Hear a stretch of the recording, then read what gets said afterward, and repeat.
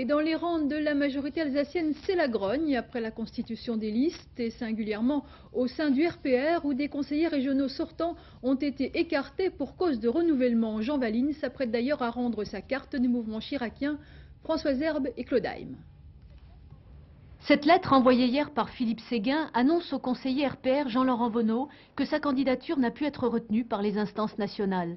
Les impératifs de renouvellement et de féminisation lui ont coûté sa place sur la liste UDF-RPR ainsi qu'à Jean Valine.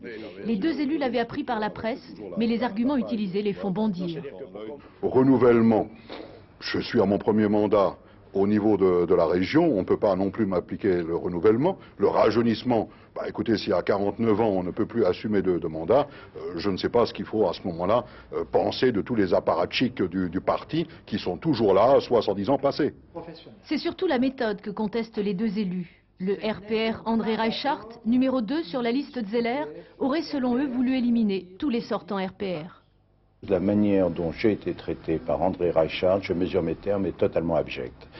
André Reichart s'est vraiment conduit de manière tout à fait inadmissible. Le slogan, c'est la démocratisation du RPR. Tout a été fait de manière la plus autocratique. Le comité départemental n'a même pas été informé de la liste, c'est-à-dire des noms des personnes qui seraient au titre du RPR sur cette liste. Je ne pense pas que ce soit conforme aux exigences du fonctionnement d'un parti démocratique. Jean Valine, conseiller régional depuis 12 ans, annoncera mardi qu'il quitte le RPR, ainsi que le groupe RPR du Conseil général du Bas-Rhin. André Reichart, quant à lui, ne souhaite pas, nous a-t-il dit, polémiquer sur cette affaire.